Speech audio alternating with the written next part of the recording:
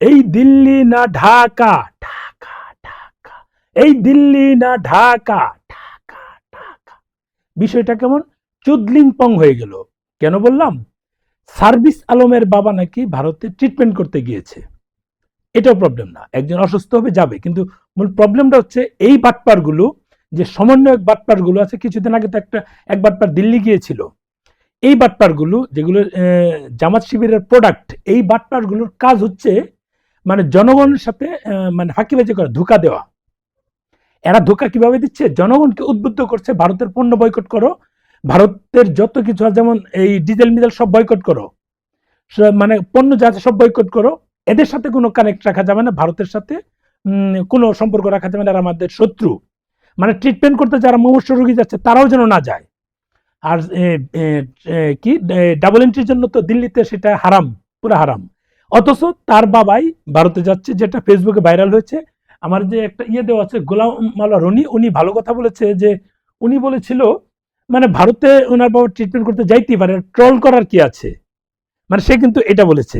আমি এটাই বলছি যে তার বাবা অসুস্থ হয়েছে যাইতেই পারে, কিন্তু মূল প্রবলেমটা হচ্ছে তার বাবা অসুস্থ হয়েছে, আরো অনেকের বাবা অসুস্থ হবে, তারা যাবে, কিন্তু দিল্লি না ঢাকা, কথায় কথায় একেবারে গলার রগ বের করে ফেলে। এই রগ বের করা মানুষগুলো, এই বাটপার গুলো কমপ্লিটলি বাটপার। যে কয়টা আছে সার্ভিস আলম বলেন বা ওই যে এমপি হয়েছে কয়েকটা, প্রত্যেকটা কিন্তু বাটপার। এই বাটপার গুলো মানে জনগণের সঙ্গে কমপ্লিটলি প্রতারণা করছে, ভারতের বিরুদ্ধে স্লোগান দিচ্ছে, অথচ ভারতকে তারা ইউজ করছে।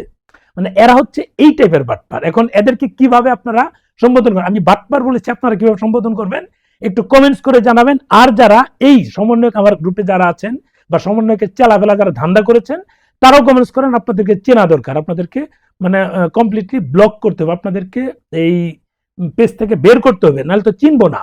আপনাদেরকে চেনা দরকার, কারণ এই মানুষগুলো মুখে বলবে একটা, কাজ করবে আরেকটা, নিজের স্বার্থের জন্য সবকিছু করতে পারে।